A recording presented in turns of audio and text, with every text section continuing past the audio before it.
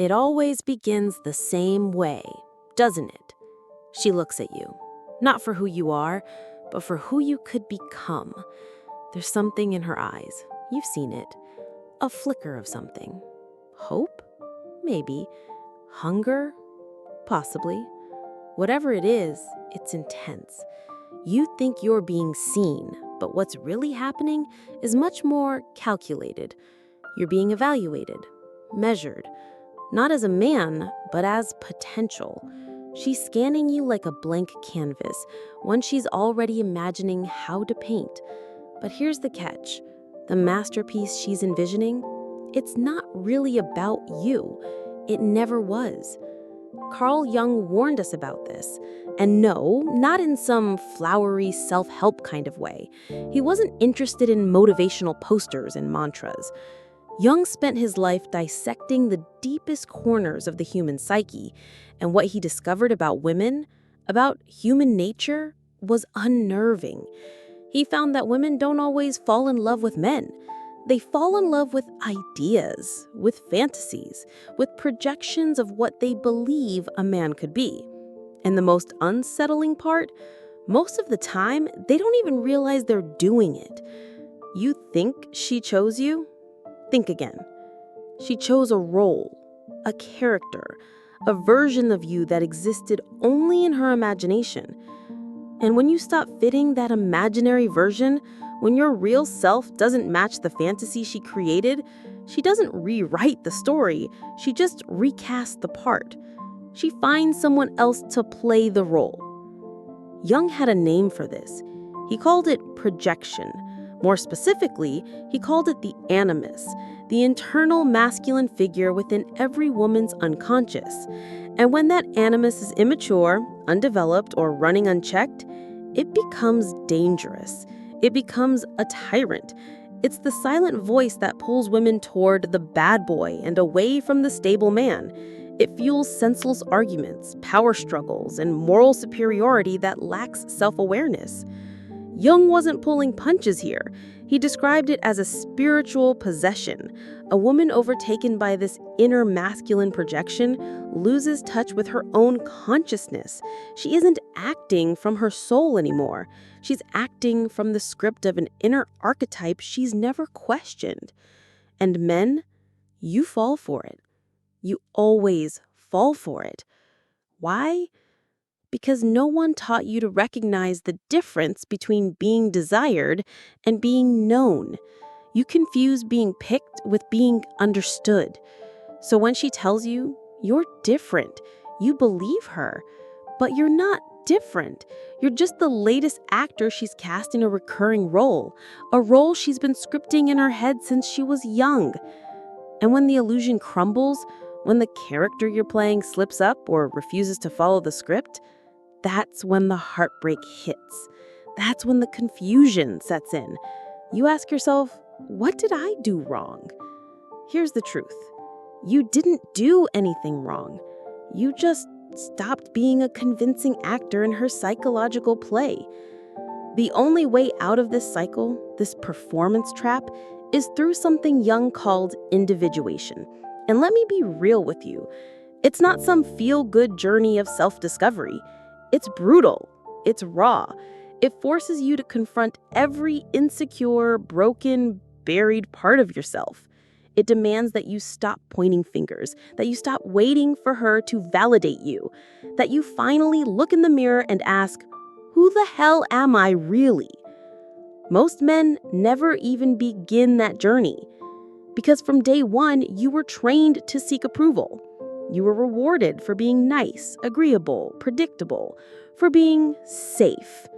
And now you're stuck in a loop, where every time the audience, her, society, even your inner critic gets bored, you change your lines, you rewrite your character, you try to fit in again.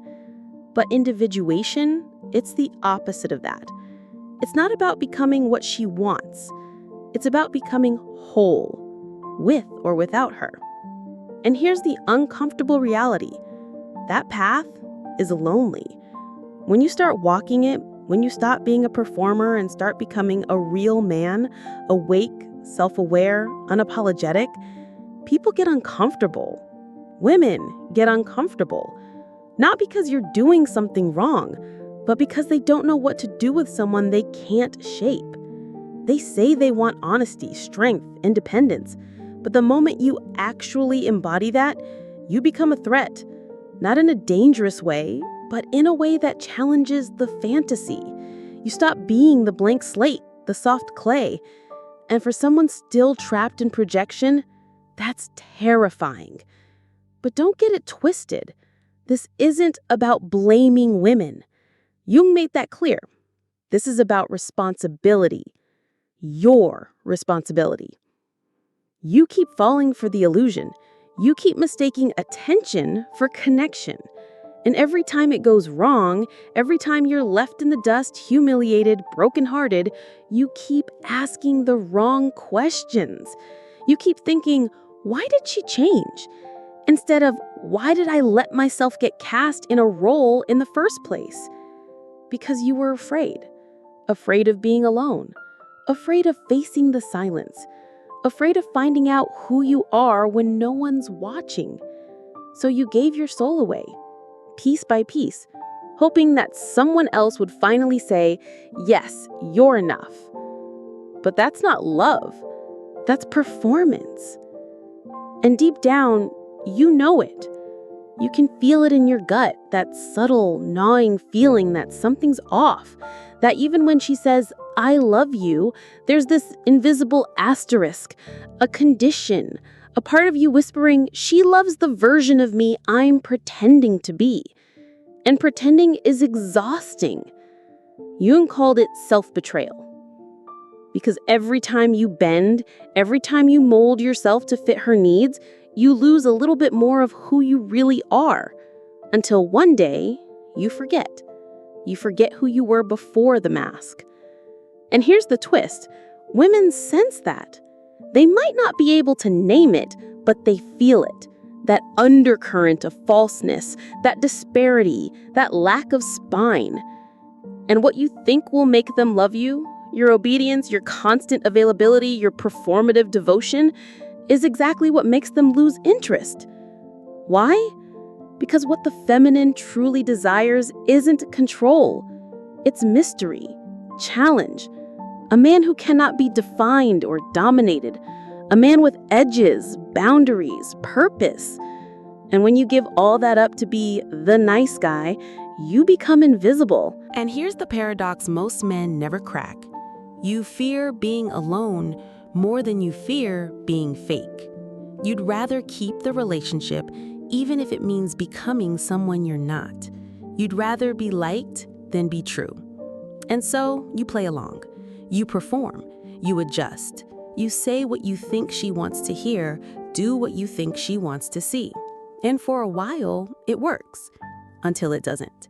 Because the more you erase yourself for her comfort, the more she begins to lose respect for you. And the moment that respect fades, so does the attraction. So does the intimacy. So does the connection. And now you're left confused, maybe even angry. You think she used you. You think she changed. You think she just woke up one day and decided you weren't enough. But the truth is, the version of you she fell for never really existed. It was just a costume. And you put it on willingly. Jung taught that the only way to escape this psychological loop is through solitude, through stepping away from the applause, the validation, the constant need to be the chosen one. He called it the path of individuation, not for the faint of heart, because it demands something brutal, that you die, not physically, but psychologically. That the false selves, the pleaser, the performer, the puppet, burn away. And when that happens, when all the masks fall off, you're left with something raw, something terrifying, your real self. And that's where most men retreat. They flinch, they quit, they go back to the roles because the silence of self-confrontation is too loud, too sharp, too unfamiliar. But if you stay in that space, if you keep going, something incredible happens. You start to see through the game. You start to recognize how often people are living in illusions, projecting, pretending, posturing, and it's not just women, it's everyone. You'll look around and notice the conversations that are surface level, the relationships that are transactional, the love that's more about escaping loneliness than sharing truth. You'll begin to understand why so many connections fall apart. They weren't built on truth, they were built on projection. But here's the cost of this awareness. You'll be misunderstood. People won't get it. They'll say you're cold, distant, too serious. They'll accuse you of being the problem, of not opening up. But that's not what's happening. What they're really saying is, I don't know how to relate to someone who won't play a role for me. You've stopped acting. And it scares them. Jung wrote extensively about the shadow, the parts of ourselves we suppress, deny, reject. Most people spend their lives avoiding it. And society teaches women especially to run from it, to believe they're already whole, already complete, already emotionally enlivened. But Jung didn't buy that, not even close. He said that the greatest danger to a woman is an unconscious animus, the masculine voice inside her that speaks with false authority, false righteousness, false superiority. It's the part of her that judges harshly, argues without listening, dominates without empathy. And if she doesn't confront it, if she doesn't integrate it, she'll project it onto the men she dates. She'll turn you into the villain of her internal story, and she won't even know she's doing it. And you'll keep thinking you can fix it. You'll think if you love her better, prove yourself harder, sacrifice more, she'll finally see you. But that's not how projection works. Projection isn't about you.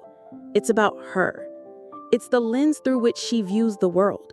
And no amount of effort on your part can change a lens she's never cleaned. You're not the man she resents. You're the placeholder for the one she's invented. You're not the one she's punishing. You're the actor she's blaming for a script she wrote years ago.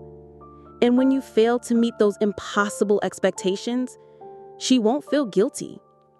She'll feel betrayed. Not because you did something wrong, but because you didn't live up to the myth she never told you she was chasing. Jung once said, people will do anything, no matter how absurd, to avoid facing their own souls. And nowhere is that more true than in romantic relationships. We don't enter them as whole people. We walk in carrying baggage, old wounds, unmet needs, broken patterns. And instead of doing the inner work, we hand that baggage to the person we're dating and say, here, fix this. But they can't. They shouldn't. It's not their job. And yet, that's the trap. You keep thinking you're falling in love with a woman when really you're falling into a role she's created. And when you try to break out of it, when you start to assert your own identity, she panics. Not because she hates you, but because her illusion is breaking. And illusions are comforting. Reality, not so much. Here's the question most men never ask themselves. Why did I let her choose me in the first place? Why did you ignore the red flags? Why did you brush off your instincts? Why did you let yourself become a character in a story you didn't write? Because deep down, you were looking for something too. Maybe it was meaning. Maybe it was love. Maybe it was validation. But here's what Jung would tell you. As long as you're outsourcing your sense of self to a woman, you will always be a slave to her projection. You are not a victim in this story. You're a volunteer. And that's hard to swallow because it means owning your part. It means admitting that you've been complicit in your performance, that you wore the mask, learned the lines, hit the marks, hoping that someday someone would finally say, that's the man I've been waiting for. But the man she's waiting for, he doesn't exist. Not really. Because he's not you. He's an idea, a projection, a fantasy. And the moment you stop fitting it, she'll rewrite the part. So, what now? You can keep playing the game, keep pretending, keep twisting yourself into the shape you think will finally win her love. Or you can step off the stage. You can do what Jung demanded of every man: turn inward. Not for answers, not for peace, but for the truth. The brutal, uncomfortable, unfiltered truth about who you are when there's no one left to impress. Because until you face that version of yourself, the raw, lonely, broken parts, you'll always be susceptible to the performance. You'll keep mistaking love for validation. You'll keep thinking a relationship is supposed to complete you instead of reflect the wholeness you've already built within. And listen, this isn't a motivational slogan. It's a warning. Because that voice in your head, the one that says you need her, that you're nothing without her, that you're only valuable when you're chosen, that voice doesn't go quietly. It fights. It clings. It begs you to go back to the illusion. But Jung's work whispers something more dangerous. It says, the man who can stand without applause is the only man who's truly free. Free from projection, free from pretending, free from bending yourself into a version someone else finds palatable. And here's the kicker.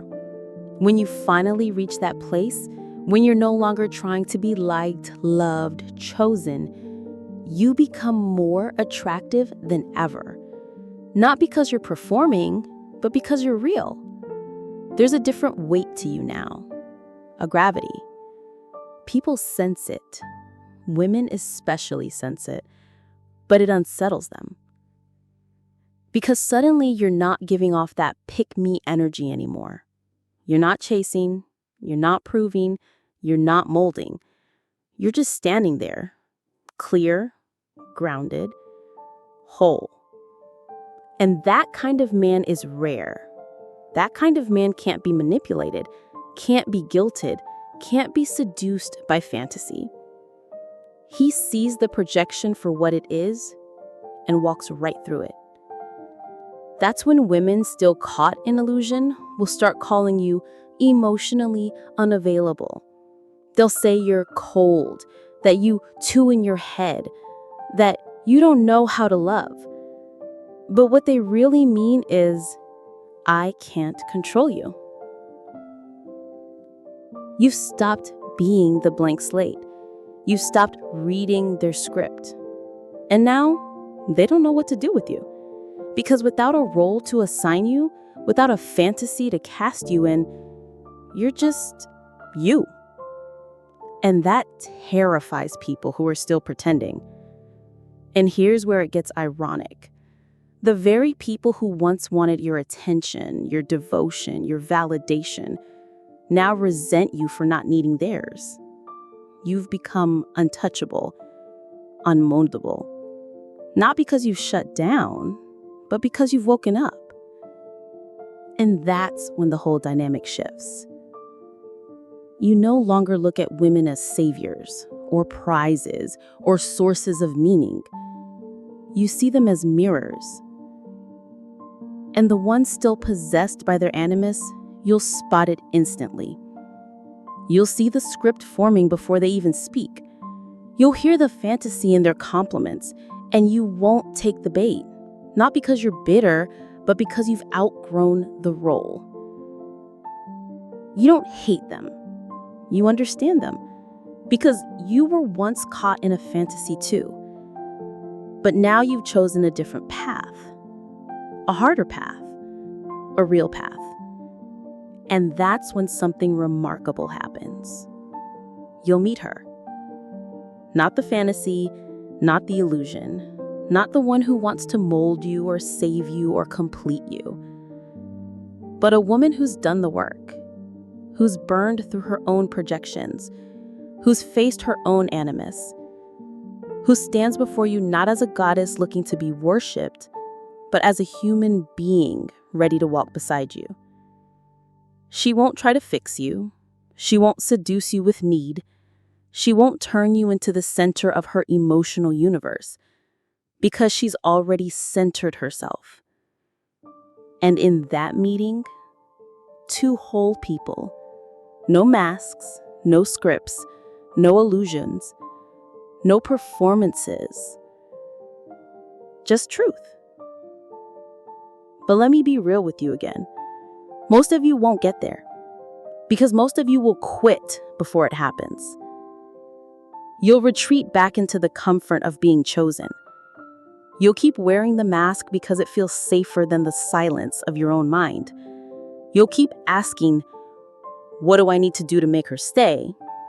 Instead of asking, who am I when she's gone? But if you don't quit, if you keep peeling back every layer of false identity, keep sitting in the discomfort, keep walking alone when it feels unbearable, you will find yourself.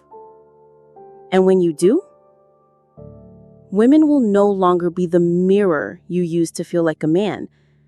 They will no longer be the source of your identity. They will become something else entirely.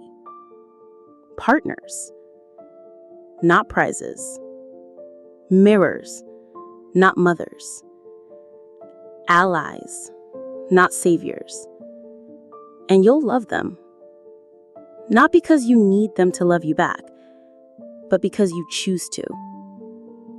From a place of truth, from a place of freedom.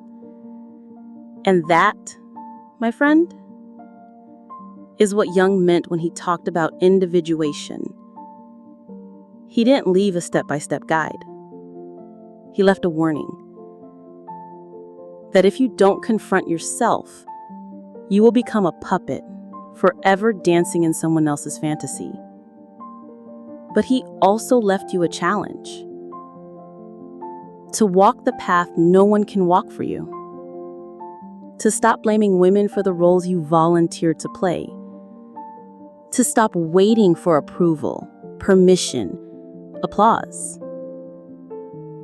Because when you finally choose yourself, fully, ruthlessly, unapologetically, you stop being a character in someone else's story, and you become the author of your own. If this message hit you somewhere deep, don't let it go. Like this video. Share it with the brother who needs to hear it. Subscribe for more.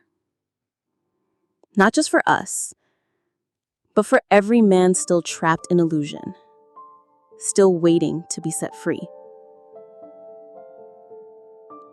Let's wake him up.